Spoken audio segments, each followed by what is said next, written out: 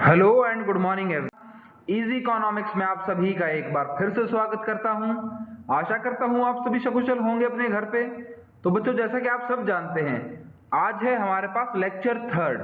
जो first lecture था उसमें हम लोगों ने सीखा कि वैल्यू एडेड मेथड की हेल्प से हम लोग नेशनल इनकम को कैसे काउंट करते हैं, और जो हमारे पास सेकंड मेथड था जिसका नाम था इनकम मेथड, उसकी हेल्प से हम लोग नेशनल इनकम को काउंट कैसे करते हैं। ये दोनों लेक्चर मैं पहले वाले लेक्चर 1 और लेक्चर 2 की कॉरस्पॉन्डिंग वीडियोस में आपको करवा चुका हूं। जो आज का लेक्चर होगा उसमें हम लोग जानेंगे एक्सपेंडिचर मेथड की हेल्प से हम लोग नेशनल इनकम को कैसे काउंट करते हैं। सो आज के लेक्चर में आपको बहुत कुछ जानने को मिलेगा। So a lot to know, a lot to discuss as always, but before we begin, अगर आप हमारे चैनल पर नए हैं तो चैनल को सब्सक्राइब करना बिल्कुल ना भूलें और बेल आइकन को प्रेस जरूर कर लें। तो बच्चों देखो, हमारे पास सबसे पहले आता है एक्सपेंडिचर मेथड क्या होता है। अब आपके माइंड में आएगा, सर मेथड को समझने से पहले, मेथड का तो हमें पता है मेथड क्या होता है, पर एक्सपेंडिचर का मतलब क्या होता है। देखो बच्चों, एक्सपेंडिचर का मतलब होता है वो खर्चा, ठीक है, वो हमारे पास खर्चा जो हम लोग खर्चा करते हैं, ठीक है, मतलब जो हम लोगों ने कमाया, जो फैक्टर सर्विसेज हम लोगों ने दी। हम लोगों से मैं रिप्रेजेंट कर रहा हूं जो हाउस होल्ड होता है, ठीक है। हाउस होल्ड क्या करता है, फैक्टर सर्विसेज देता है। फैक्टर सर्विसेज के बदले उसको फैक्टर पेमेंट मिलती है। फैक्टर पेमेंट के बदले वो क्या करता है, जो पेमेंट मिली है उससे वो अपना जो जीवन यापन है वो करेगा, अपना खर्च चलाएगा, कुछ खरीदना है कुछ बेचना है वो सब वहां से करेगा, उसके ऊपर वो करता है खर्च भाई, ठीक है, जिसको हम लोग कह देते हैं एक्सपेंडिचर मेथड। अब जो हाउस होल्ड खर्चा करेगा, हाउस होल्ड ने जो खर्चा किया है वो पेमेंट किसके पास जाएगी, वो पेमेंट जाएगी प्रोड्यूसर सेक्टर के पास, प्रोड्यूसर्स के पास। प्रोड्यूसर की क्या बनगी, वो इनकम बनगी। तो हमें मेनली यहां पर सिर्फ खर्च देखना है कि खर्च क्या होता है, और जो हमारे पास एक्सपेंडिचर मेथड है उसकी हेल्प से हम लोग नेशनल इनकम को काउंट कैसे करते हैं। तो देखो बच्चों, expenditure method is the method which measures final expenditure on GDP. याद रखना इस वर्ड को, सिर्फ फाइनल एक्सपेंडिचर, वर्ड याद रखना बच्चों, मैं फिर से कह रहा हूं, फाइनल एक्सपेंडिचर को, सिर्फ फाइनल एक्सपेंडिचर को हम लोग मेजर करते हैं यहां पर on GDP, gross domestic product पे, एट मार्केट प्राइस। अब मार्केट प्राइस की बात क्यों की गई यहां पर, क्योंकि मार्केट में जो प्रिवेलिंग प्राइस होगा उसी पर तो हम लोग खर्च करते हैं। क्या वहां पर हमें कुछ और चीजें थोड़ी मिलती है जो फैक्टर कॉस्ट होगा, नहीं। यहां पर तीसरा सेक्टर जिसको हम लोग कहते हैं गवर्नमेंट सेक्टर, वो इंक्लूड होता है। जैसे ही गवर्नमेंट का सेक्टर इंक्लूड होता है, जो टैक्सेस, जो हमारे पास टैक्सेस हैं और जो सब्सिडीज हैं वो दोनों इसके अंदर आ जाती हैं। तो इन दोनों का रोल यहां पर रहता है भाई, ठीक है। During an accounting year final expenditure is equal to GDP at market price. अब जो हमारा फाइनल एक्सपेंडिचर होता है ना, वो किसके बराबर होता है, वो होता है gross domestic product at market price. This method is also called as income disposable method. इस मेथड को हम लोग इनकम डिस्पोजेबल मेथड भी कहते हैं भाई, ठीक है। आगे कहता है वो कि व्हाट इज फाइनल एक्सपेंडिचर। अब आपके माइंड में क्वेश्चन आएगा कि सर ये फाइनल एक्सपेंडिचर का मतलब क्या होता है, कौन सा ऐसा फाइनल एक्सपेंडिचर, क्या फाइनल एक्सपेंडिचर से पहले भी कोई एक्सपेंडिचर होता है। तो बच्चों जानो उसके बारे में। कहता है it refers to expenditure on final goods and services in a year, कि जो सिर्फ फाइनल गुड्स एंड सर्विसेज के ऊपर जो खर्च हुआ है उसको हम लोग कह देते हैं फाइनल एक्सपेंडिचर कहते हैं। If an enterprise uses goods purchase from other enterprises for resale as raw material, the expenditure on such goods will be intermediate expenditure. अब किसी एंटरप्राइज ने कोई पुराना माल खरीदा है दोबारा बेचने के लिए उसको, ठीक है, कोई सामान खरीदा है रीसेल करने के लिए उसको एज अ रॉ मटेरियल। अब जैसे ही वर्ड रॉ मटेरियल आया है बच्चों, तो मतलब वो फाइनल गुड्स तो नहीं है, रॉ मटेरियल आपको पता है उससे फाइनल गुड्स बनेंगी, वो खुद अपने आप में एक फाइनल गुड नहीं है। तो इस टाइप के खर्चे को हम लोग मानेंगे इंटरमीडिएट एक्सपेंडिचर, क्योंकि वो फाइनल गुड्स में अभी कन्वर्ट नहीं हुआ है और फाइनल एक्सपेंडिचर उस पर नहीं हुआ है अभी, ठीक है। On the other hand, if goods and services are produced for final consumption, अगर कोई फाइनल कंजम्पशन के लिए गुड्स प्रोड्यूस की गई है तो उस पर हुए खर्चे को हम मानते हैं फाइनल एक्सपेंडिचर मानते हैं भाई, ठीक है। आगे आगे कहता है वो हमारे पास क्लासिफिकेशन क्या है उस फाइनल एक्सपेंडिचर की, वो हम लोग देखते हैं। क्लासिफिकेशन का मतलब क्या, उस फाइनल एक्सपेंडिचर के अंदर कौन कौन से पॉइंट हैं, कौन कौन से कंपोनेंट है जो हम लोग काउंट करते हैं, क्या क्या आते हैं उसके अंदर। सबसे पहले देखो, मैं आपको थोड़ा सा ब्रीफली बता देता हूं यहाँ पर, फिर आपको सेपरेटली बताऊंगा भी कि कौन कौन से पॉइंट यहाँ पर आएंगे। सबसे पहले है हमारे पास प्राइवेट फाइनल कंजम्पशन एक्सपेंडिचर, इसको हम लोग ऐड करते हैं भाई। प्राइवेट फाइनल कंजम्पशन एक्सपेंडिचर मतलब ऐसा खर्चा जो फाइनल गुड्स एंड सर्विसेज के ऊपर हुआ है, पर किसने किया है, गवर्नमेंट ने नहीं किया है, किसने किया है, प्राइवेट में। प्राइवेट में आएंगे हमारे पास हाउस होल्ड्स आएंगे, ठीक है। It refer to expenditure on final goods and services by individuals. अब इंडिविजुअल में कोई भी हो सकता है, कोई हाउस होल्ड हो गया हो, कोई नॉन प्रॉफिट ऑर्गेनाइजेशन हो, ठीक है, इनके द्वारा किया गया खर्चा किसके अंदर आता है, वो फाइनल एक्सपेंडिचर बाय प्राइवेट। दूसरा है हमारे पास गवर्नमेंट फाइनल कंजम्पशन एक्सपेंडिचर। अगर गवर्नमेंट कोई खर्चा करती है फाइनल गुड्स एंड सर्विसेज के ऊपर, तो उस खर्चे को हम लोग क्या कहेंगे, गवर्नमेंट फाइनल कंजम्पशन एक्सपेंडिचर, ठीक है, under the heading of final expenditure भाई, ठीक है। आगे कहता है तीसरा हमारे पास इन्वेस्टमेंट एक्सपेंडिचर। अब इन्वेस्टमेंट एक्सपेंडिचर का मतलब क्या भाई, देखो कहता है it refers to expenditure on purchase of final goods by producer. अब किसी प्रोड्यूसर ने मतलब इन्वेस्टमेंट की बात की है, मतलब कोई फिक्स एसेट्स खरीदा है, कोई कैपिटल खरीदा है, कोई स्टॉक में चेंज किया है उसने, कोई ऐसी गुड्स खरीदी है जिस पर वो पैसा लगाएगा तो उससे बाद में पैसा और कमा सकता है, ठीक है, मतलब उसने इन्वेस्टमेंट की है बच्चों, क्या की है, इन्वेस्टमेंट की है, उस पैसे से और पैसा कमाएगा वो। These goods are to be further used in the process of production. इन गुड्स को जो इन्वेस्टमेंट किया है उसने, उसको फर्दर वो इस्तेमाल करेगा प्रोडक्शन के प्रोसेस में। अब इन्वेस्टमेंट एक्सपेंडिचर को भी क्लासिफाई करते हैं, कैसे, कोई फिक्स इन्वेस्टमेंट हो गई, कोई बिजनेस या फिर हाउस होल्ड, कोई गवर्नमेंट भाई जो भी करता है, कोई बिजनेस ने किया है फिक्स इन्वेस्टमेंट भाई, कोई हाउस होल्ड ने किया फिक्स इन्वेस्टमेंट भाई, कोई गवर्नमेंट ने किया कोई फिक्स इन्वेस्टमेंट, किसी के द्वारा भी हो सकती है वो। आगे कहते हैं दूसरा इन्वेंटरी इन्वेस्टमेंट, मतलब ऐसी इन्वेस्टमेंट जो स्टॉक में चेंज करती है हमारे, जिसे it refers to change in stock, जिससे हमारे स्टॉक में चेंज होता हो, closing stock minus opening stock. ये तो आप बहुत पहले से जानते हैं कि हम चेंज इन स्टॉक कैसे निकालते हैं या फिर इन्वेंटरी स्टॉक कैसे निकालते हैं, ठीक है। चौथा है हमारे पास नेट एक्सपोर्ट्स। अब वो नेट एक्सपोर्ट्स, नेट की बात आई है बच्चे, ठीक है, वही नेट वाला कंसेप्ट जो हम स्टार्टिंग से सीखते आ रहे हैं। मतलब क्या कि कुछ ना कुछ लेस यहां से जरूर होगा, मतलब एक्स माइनस एम। एक्स यहां पर मतलब है बच्चे एक्सपोर्ट्स का, क्या मतलब एक्स का मतलब यहां पर एक्सपोर्ट्स है, और माइनस एम मतलब M denotes for imports. Export में से एक्सपोर्ट मतलब जो हम लोगों ने अपनी इकोनॉमी से बाहर रेस्ट ऑफ द वर्ल्ड के अंदर भेजा है, ठीक है, सामान बेचा है, उसको हम लोग कहेंगे एक्सपोर्ट्स। और जो रेस्ट ऑफ द वर्ल्ड से हमारी इकोनॉमी के अंदर हम लोगों ने इंपोर्ट किया, खरीदा है, हमारे देश में आया है, ठीक है, हमने बाहर पैसा पे किया है, उसको हम लोग कहेंगे इंपोर्ट्स। यहां से हम लोग निकाल लेंगे नेट एक्सपोर्ट्स, क्योंकि यहां पर गवर्नमेंट ने या फिर इंडिविजुअल्स ने, हाउस होल्ड ने खर्चा किया है ना भाई, खर्चा किया है यहाँ पर। It refers to difference between exports and import during the year, ठीक है, एक साल में हम हर बार एक ईयर की बात करते हैं, ठीक है। अब मैं आपको थोड़ा सा कराता हूं बच्चे, जो मैंने प्राइवेट फाइनल कंजम्पशन एक्सपेंडिचर आपको समझाया था ना, सबसे पहला पॉइंट, उसके अंदर में कौन कौन से पॉइंट आते हैं। Expenditure on durable goods and services, कोई ड्यूरेबल गुड्स और सर्विसेज है उसके ऊपर किया गया खर्चा। कोई imputed gross rent of owner occupied building, owner ने कोई बिल्डिंग ऑक्यूपाई कर रखी थी, उसके ऊपर कोई ग्रॉस रेंट है। कोई फूड ग्रेन्स है and other items produce for final consumption, कोई फूड ग्रेन्स है, कोई ऐसी आइटम्स है जो फाइनल कंजम्पशन के लिए प्रोड्यूस की गई हो। वेजी सैलरीज है, ये भी प्राइवेट फाइनल कंजम्पशन में एक्सपेंडिचर के अंदर आएंगी। नॉन ड्यूरेबल गुड्स है, वो पेमेंट इनका वो काइंड में हमें मिली है, ऐसी नॉन ड्यूरेबल गुड्स, जैसे मुझे कोई मैं कहीं पर काम करता हूं तो मुझे कोई गाड़ी मिल गई, ये तो मेरे लिए पेमेंट इन काइंड का एग्जांपल है।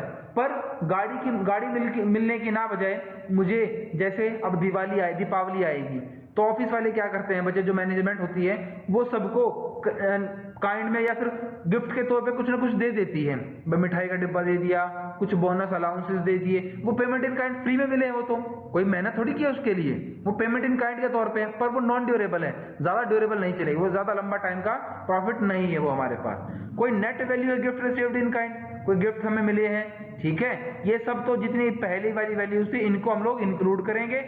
छोड़ेंगे किसको, छोड़ेंगे किसको, कहता है sale of second hand goods, कोई सेकंड हैंड गुड्स हम लोगों ने बेची है उसकी सेल को छोड़ देंगे, प्राइवेट फाइनल कंजम्पशन एक्सपेंडिचर के अंदर से उसको रिमूव कर देंगे। Sale of scrap and wastage, कोई वेस्ट है, स्क्रैप है, उसकी कोई वैल्यू है, उसको भी हम यहां से रिमूव कर देंगे भाई, ठीक है।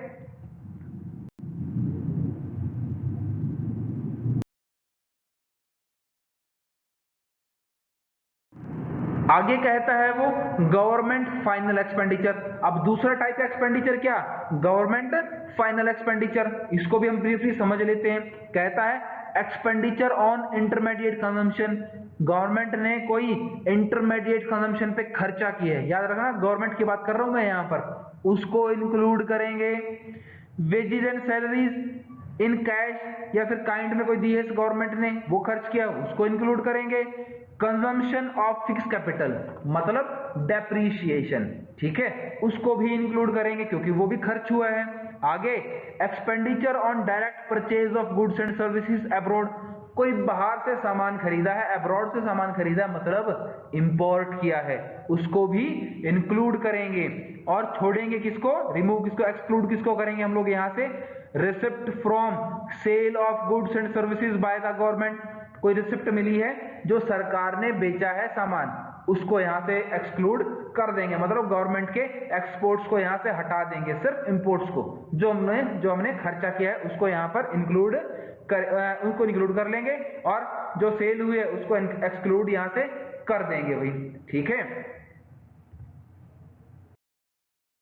अब एक पूरा ट्री बनता है बच्चे कि उस फाइनल एक्सपेंडिचर के अंदर कौन कौन सी चीजें आती हैं, ये वो मैंने आपको ब्रीफली एक्सप्लेन करने के बाद फिर से दोबारा समराइज करा देता हूं।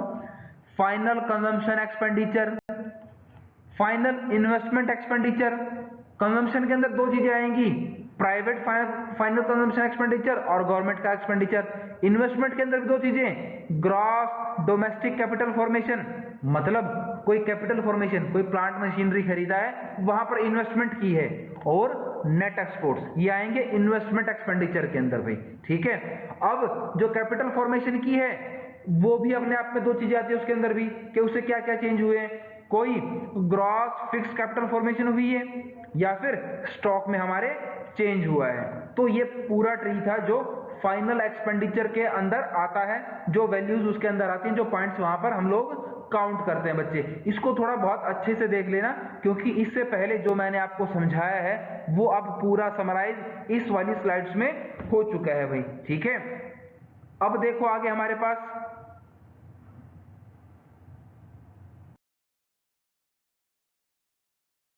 यहां पर वो कहता है कि जो नेशनल इनकम हम लोग मेजर करेंगे एक्सपेंडिचर मेथड की हेल्प से, उसको हम लोग कैसे करते हैं। कहता है जो फाइनल कंजम्पशन एक्सपेंडिचर हमारे पास है in the form of private and government, जो फाइनल कंजम्पशन एक्सपेंडिचर है in the form of private and government, उसको हम लोग ऐड कर लेंगे। देखो मैंने यहाँ पर फर्स्ट पॉइंट के बाद प्लस का सिंबल इसीलिए स्पेशली दिया है, उसको ऐड करेंगे फाइनल कंजम्पशन एक्सपेंडिचर को। दूसरा जो ग्रॉस डोमेस्टिक कैपिटल फॉर्मेशन है, ठीक है, उसको भी ऐड करेंगे। अब वो फॉर्मेशन किसी के द्वारा हो भाई, कोई बिजनेस ने किया हो, गवर्नमेंट ने किया हो, हाउस होल्ड हो, मतलब यहाँ पर इन्वेस्टमेंट की बात कर रहा हूँ बच्चों में, ठीक है, किसी ने भी किया हो, या फिर स्टॉक में चेंज हुआ हो, closing stock minus opening stock, उसको भी यहाँ पर ऐड करेंगे। मैंने सेकंड पॉइंट के बाद फिर से देखो मैंने यहाँ पर प्लस का सिंबल यूज किया भाई, ठीक है, ये हमारे पास प्लस का सिंबल है यहाँ पे। आगे कहता है नेट एक्सपोर्ट्स आएंगे हमारे पास, एक्सपोर्ट्स माइनस इंपोर्ट्स, ठीक है, इसको भी हम लोग ऐड करेंगे। अब यहाँ पर वैल्यू चाहे प्लस में आए चाहे माइनस में आए, चाहे हमारे एक्सपोर्ट्स ज्यादा हो, चाहे एक्सपोर्ट्स ज्यादा होंगे तो हमारी वैल्यू प्लस में आएंगी, अगर इंपोर्ट्स ज्यादा होंगी तो वैल्यू माइनस में आएंगी, तो वहां पर उसको प्लस माइनस हम सिंबल के अकॉर्डिंग उसको कर लेंगे। तो ये तीन चीजें ऐड करने के बाद 1 2 और 3 पॉइंट्स है, इनको ऐड करने के बाद हमारे पास निकल आता है gross domestic product at market price. ठीक है, इस फोर्थ पॉइंट को मैं नेक्स्ट स्लाइड में बहुत अच्छे से समझाऊंगा। फिर एमपी हमारे पास आया gross domestic product at market price, पर हमें काउंट करनी है नेशनल इनकम। ठीक है, वो नेशनल इनकम को हम लोग कैसे काउंट करते हैं, NNP at FC, net national product at factor cost. अब हमें जीडीपी एट एमपी को कन्वर्ट करना है किसमें, फैक्टर कॉस्ट में। वो हम लोग देखते हैं कैसे कन्वर्ट करेंगे। देखो भाई आगे हम लोग जीडीपी एट एमपी तक पहुंच चुके थे, gross domestic product at market price तक पहुंच चुके थे। हमें उसमें से अगर हम डेप्रिसिएशन माइनस कर देंगे, कंजम्पशन ऑन फिक्स कैपिटल उसको माइनस कर देंगे, डेप्रिसिएशन माइनस कर दिया तो हमारे पास क्या निकल आएगा बच्चे, यहां से हमारे पास निकल आएगा net domestic product at market price. यहां पर हमारे पास आएगा एनडीपी, क्या आएगा बच्चों, एनडीपी एट मार्केट प्राइस आएगा। ठीक है, जैसे ही उसके अंदर हम लोग net factor income from abroad जोड़ देंगे, ऐड कर देंगे, तो वो एनडीपी क्या बन जाएगी, एनएनपी एट एमपी बन जाएगी। उसमें हम लोग जो इनडायरेक्ट टैक्सेस हैं, नेट इनडायरेक्ट टैक्सेस हैं, उनको भी ऐड कर देते हैं जो हमारे पास आता है, तो हमारे पास क्या वैल्यू बन जाती है, इनडायरेक्ट टैक्सेस माइनस सब्सिडीज। तो हमारे पास क्या बन जाएगी, वो एनएनपी एट एमपी, उसमें से मार्केट प्राइस में से नेट इनडायरेक्ट टैक्सेस को अगर एफसी में कन्वर्ट करना है तो उनको हम लोग ऐड कर लेंगे, या लेस भी कर सकते हैं बच्चे। वहां वैल्यूज देखनी है हमें कि टैक्सेस ज्यादा सब्सिडीज कैसे हैं, उसकी वैल्यू के अकॉर्डिंग हम लोग यहाँ पर चेंज कर लेंगे। तो हमारे पास क्या निकल आता है, एनएनपी एट एफसी। और आप ये सब याद रखना, हम लोग नेशनल इनकम काउंट करते हैं net national product at factor cost की हेल्प से। ठीक है भाई, ये थी वो ब्रीफ एक्सप्लेनेशन जो हम लोग फाइनल एक्सपेंडिचर को और इन्वेस्टमेंट एक्सपेंडिचर को काउंट करने के बाद, ऐड करने के बाद, जो gross domestic product at market price हम लोग पहुंचे थे और एनएनपी एट एफसी पे हम लोग यहां पर पहुंचे हैं भाई। ठीक है,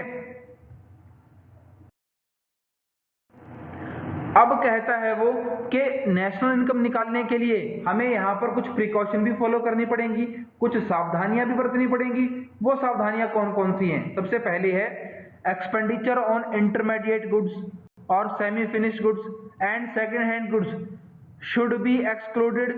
कोई इंटरमीडिएट गुड्स है, कोई सेकंड हैंड गुड है, या फिर कोई हमारे पास अनसेमी फिनिश्ड गुड्स है, उस पर किए गए खर्चे को हम लोग यहाँ पर इंक्लूड नहीं करेंगे, उसको माइनस कर देंगे, उसको एक्सक्लूड कर देंगे। यहाँ पर expenditure on acquisition of finance capital should not be included.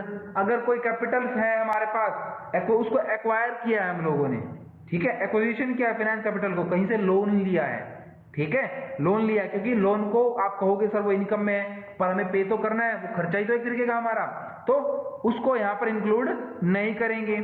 आगे कहता है थर्ड पॉइंट में government expenditure on old age pension. अब गवर्नमेंट का एक्सपेंडिचर है किसके ऊपर, पेंशन, बुढ़ापा पेंशन है, विधवा पेंशन है, अनएम्प्लॉयमेंट अलाउंसेस है, बेरोजगारी भत्ता मिलता है, कोई स्कॉलरशिप मिलती है, इन सब को भी इंक्लूड यहाँ पर नहीं करेंगे। सो तीनों पॉइंट है, इनको यहाँ पर इंक्लूड नहीं करेंगे।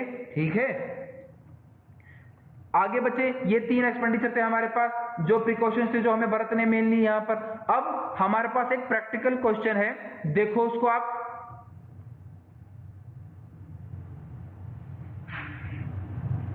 ये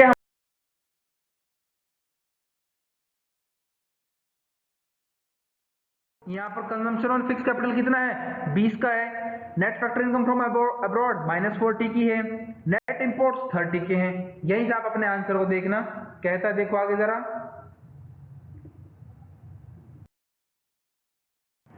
कि जो वैल्यू है हमारे पास किसकी, 250 क्या था हमारे पास 250 क्या थी जो हमारे पास बाकी की वैल्यू थी, नेट इंपोर्ट्स की वैल्यू थी। इनडायरेक्ट टैक्सेस थे वो भी लेस कर दी हम लोगों ने यहाँ से। आगे कंजम्पशन ऑन फिक्स कैपिटल जो हमारे पास 100 वैल्यू थी किसकी, डेप्रिसिएशन की, -20 हमारे पास ये कंजम्पशन ऑन फिक्स कैपिटल थी। अब नेट इंपोर्ट्स यहाँ से -40 को हम लोगों ने लेस कर दिया है। हमारे पास टोटल कितना निकला, 1550 - 190। जो माइनस की वैल्यू थी उनको ऐड कर लिया, प्लस की वैल्यू थी उनको ऐड कर लिया। टोटल एनएनपी एट एफसी हमारे पास कितनी निकली है, 1360 करोड़ की वैल्यू हमारे पास यहां से निकली है। तो हमारे पास ये वैल्यू है बच्चे क्या, net national product at factor cost की वैल्यू है। ठीक है, मैं आपको छोटी सी एक मिस्टेक बता देता हूँ बच्चे, इस आंसर के अंदर कुछ वैल्यूज हैं जो मैंने यहाँ पर मुझसे शायद आगे पीछे हो गई हैं। जो आपकी वैल्यूज थे ना, ये जो ऊपर हम लोगों ने लिखी हैं, ये थोड़ी आगे पीछे हो गई है मुझसे, पर आप इनको क्वेश्चन को देख के जरूर इसको सॉल्व कर लेना, बहुत ईजी है, मैंने पूरा क्लीन करके लिखा हुआ है यहाँ से। बस छोटी सी मिस्टेक यही हुई है यहाँ पर कि वैल्यूज आगे पीछे हो गई थोड़ी सी। ठीक है, सो बच्चे यही आपका ये क्वेश्चन प्रैक्टिकल क्वेश्चन था, और इसी के साथ आपका लेक्चर खत्म होता है। उम्मीद करता हूं आपको पूरा लेक्चर क्लियर हुआ होगा। फिर भी कोई डाउट है या कोई क्वेरी है, मुझे कमेंट सेक्शन में लिखना बिल्कुल ना भूलें। और इसी लेक्चर के साथ आपके यूनिट है जो नेशनल इनकम की, वो भी खत्म होती है और ये चैप्टर भी यहाँ पर खत्म होता है बच्चे। So thanks for listening and जय हिंद।